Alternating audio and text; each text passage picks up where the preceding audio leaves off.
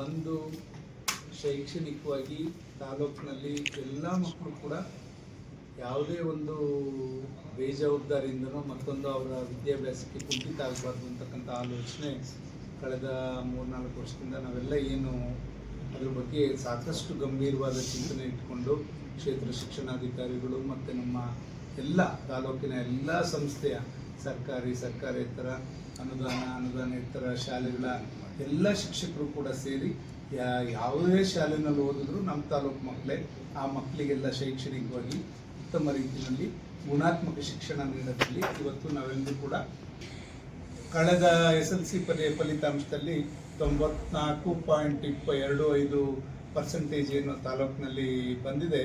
ಅದಕ್ಕೆ ನಮ್ಮ ಶಿಕ್ಷಕರೆಲ್ಲರಿಗೂ ಕೂಡ ಅಭಿನಂದನೆಯನ್ನು ಸಲ್ಲಿಸೋದು ಜೊತೆಯಲ್ಲಿ ನಾವೊಂದು ವಾಡಿಕೆ ಮಾಡ್ಕೊಂಡಿದ್ದೀವಿ. ಈಗ ಯಾವ ಥರ ನಮಗೆ ಮಕ್ಕಳಿಗೆ ಯಾರು ಮಕ್ಕಳು 625ಕ್ಕೆ 600ಕ್ಕಿಂತ ಹೆಚ್ಚು ಅಂಕ ಪಡೆದಿದ್ದಾರೆ ಆ ಮಕ್ಕಳು ಮನೆಗೆ ಹೋಗಿ ಅವ್ರನ್ನ ಗೌರವಿಸ್ತಕ್ಕಂಥ ಕೆಲಸ. ಈ ಬಾರಿ 34 ಜನ ಮಕ್ಕಳು 625ಕ್ಕೆ 600ಕ್ಕಿಂತ ಹೆಚ್ಚು ಅಂಕವನ್ನು ಪಡೆದವರು.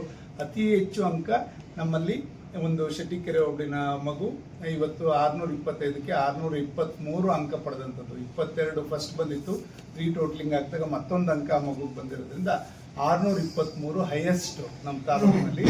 ಅಂತ ಮಕ್ಕಳನ್ನ ಗೌರವಿಸ್ತಕ್ಕಂಥ ಕೆಲಸ ಮಾಡಿದ್ವಿ. ಆ ಮಕ್ಕಳು ಅಷ್ಟು ಫಲಿತಾಂಶವನ್ನು ಪಡೀಲಿಕ್ಕೆ ಕಾರಣ ಯಾರು?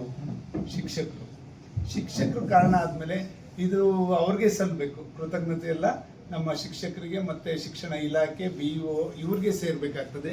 ಆ ನಿಟ್ಟಿನಲ್ಲಿ ನಾವೊಂದು ಶೀರ್ಷಿಕೆ ಅಡಿನಲ್ಲಿ ಅವ್ರನ್ನ ಗೌರವಿಸ್ತಕ್ಕಂಥ ಕೆಲಸ ಕಳೆದ 2 ವರ್ಷದಿಂದನೂ ಕೂಡ ಮಾಡ್ತಾ ಇದ್ದೀವಿ. ನಮಗೆ ಪ್ರೇರಣೆ ನಮ್ಮ ಮೇಷ್ಟ್ರು ಅಂತಕ್ಕಂಥ ಒಂದು ಶೀರ್ಷಿಕೆ ಇಟ್ಕೊಂಡು ಅದರಲ್ಲಿ ಯಾರ್ಯಾರು ಮಕ್ಕಳು ಇವತ್ತು ಶಿಕ್ಷಕರು ವಿಷಯವಾರು ಮಕ್ಕಳಿಗೆ ಹೇಳ್ಕೊಟ್ರು, ಆ ಶಿಕ್ಷಕರನ್ನ ಸುಮಾರು 70ಕ್ಕಿಂತ ಹೆಚ್ಚು ಜನ ಶಿಕ್ಷಕರಿದ್ದಾರೆ. ಅವರೆಲ್ಲರನ್ನು ಕೂರಿಸಿ ಆ ಮಕ್ಕಳ ಒಂದು ಅಧ್ಯಕ್ಷತೆ, ಮಕ್ಕಳ ಒಂದು ಉದ್ಘಾಟನೆ, ಅವರಿಂದನೇ ಒಂದು ಕಾರ್ಯಕ್ರಮ ಮಾಡಿ ಅವ್ರ ಮುಖಾಂತರ ಅವ್ರನ್ನೆಲ್ಲ ಗೌರವಿಸ್ತಕ್ಕಂಥ ಕೆಲಸ ಮಾಡ್ತಕ್ಕಂಥದ್ದು ಒಂದು ಪುಣ್ಯದ ಕೆಲಸ.